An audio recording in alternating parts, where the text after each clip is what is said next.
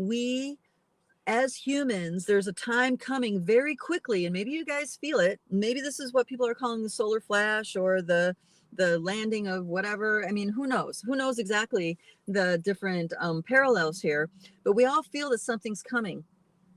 And what's happening is that the Fae, the Sasquatch, the beings of this realm, and including the extraterrestrial Fae beings and so on and so forth, they have people, souls incarnated right now that are the meant to be ambassadors to humanity. When I say meant to be ambassadors, that means the agreement was made before we incarnated to be an ambassador. Okay. And the reason why this is significant for us to know is that the powers that be, you know, the government and the different factions that are kind of in a crumbling space right now, right? The control systems are crumbling as new control systems come online, is that they don't want the ambassadors appointed to be affiliated, politically affiliated, covertly with any particular agenda. They need to be humans that are a true, authentic to themselves. So when they represent humanity with these other non-human species, they are they're what do you call it? They're not influenced by alternative agendas and narratives. They are referencing their inner truth compass in that alone. This is a major agenda that has been spearheaded by many beings. And at this conference, I realized also at the very end, the keynote speaker, his whole speech was about that, about we want, and he's an attorney and represents lots of organizations in different kinds of legal matters, especially he does a lot of work in disclosure, him and his wife both.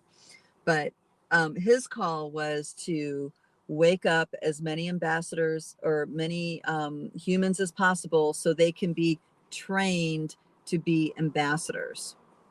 And this is the part that really jumps out at me, trained to be ambassadors.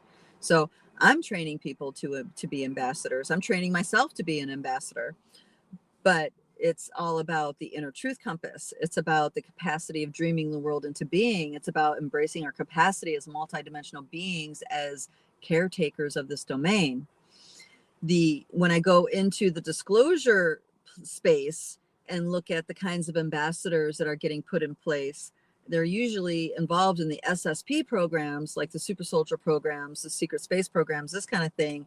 They have a very particular, I'm going to say, slant because of the narratives, because of the different experiences they were, I'm going to say, hand fed to make them think and be in a certain kind of way. And of course, that way is, you know, as an advocate for what they believe in, and what they believe in is whatever that narrative is, whatever the compartmentalized system is that trained them. Okay. So I have a deep-seated mistrust for the ones trained by our government, trained by, you know, the powers that be, right? Now, if you were trained by your grandmother, I think I'm more likely to be cool with it versus say you were trained by, I don't know, the Space Force program, right? Because there's a lot of things that had to happen for you to get to the Space Force program. One of them being military conditioning. Military conditioning is a form of brainwashing, and that's not an assumption. This is my dad, who was very, very well educated. I mean, he was genius level IQ. Went through, you know, spent his whole life in the military. And we would talk about this, and he's like, no doubt, no question, without a doubt, anybody that goes into military conditioning is getting brainwashed. There's no exception to that. And you know, we would have these conversations about it, and I would be like, well, you know, you have to have some sort of agency, personal agency. And he was saying, no, you don't. It's because everything is a conditioned response. It's knee jerk. It happens before you even think about it. It's so insipidous. It happens without you even realizing it.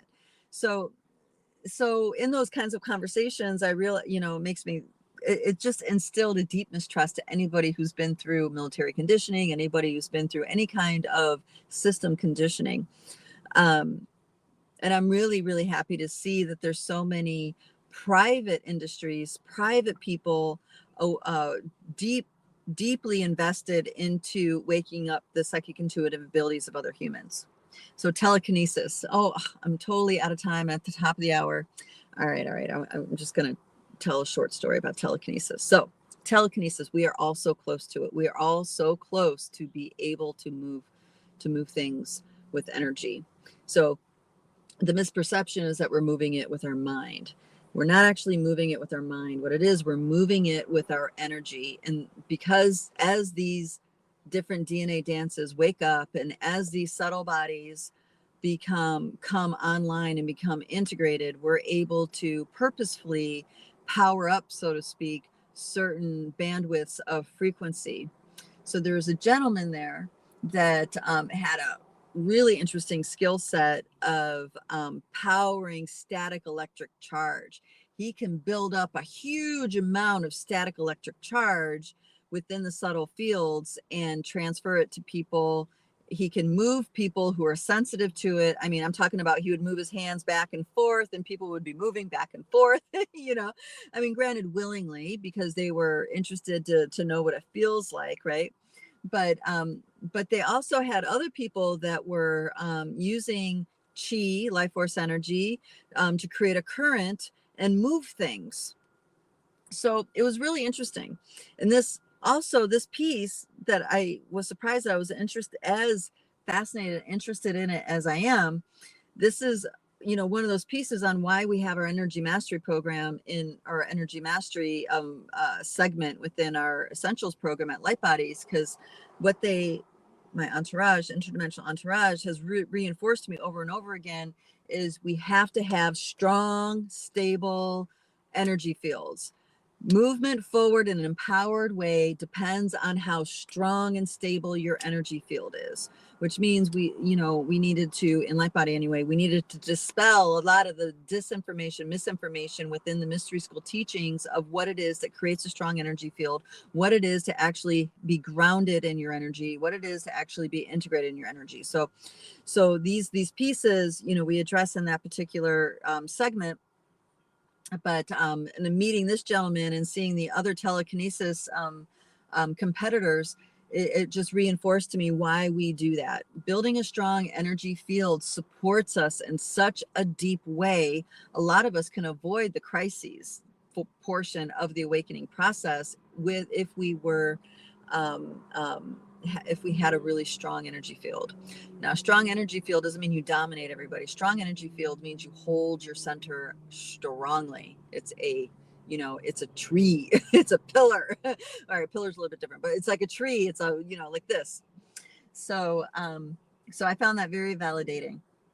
But yes, so there are institutes that are studying these people that have telekinesis abilities, that are studying these people that have these view without eyes capacity. There's all these different people that are being studied, and they have it mapped out pretty much throughout the entire energy field and brain, what these particular abilities look like when they come online energetically within the being.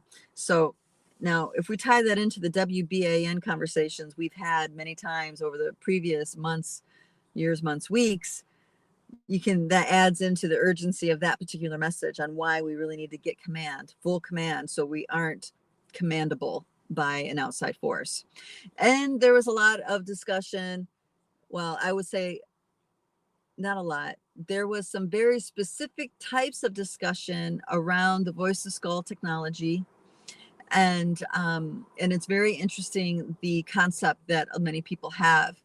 The ones that I feel like are in the distorted part of the disclosure movement pretty much go with this idea that a person no longer has free will once voice to skull is activated.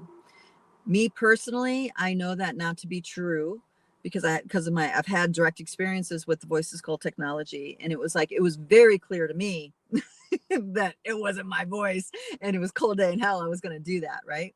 Though there are other people in our group that didn't recognize it as a foreign voice or didn't recognize it as something that wasn't with their compass, and they were a little bit influenced. A little bit, but not completely, because they never completed the task that was being told to them to do. So there's a lot of things coming online, coming to light, that are that have been covert for a long time. This is great. That means, humans are ready to wake up to this, all this stuff.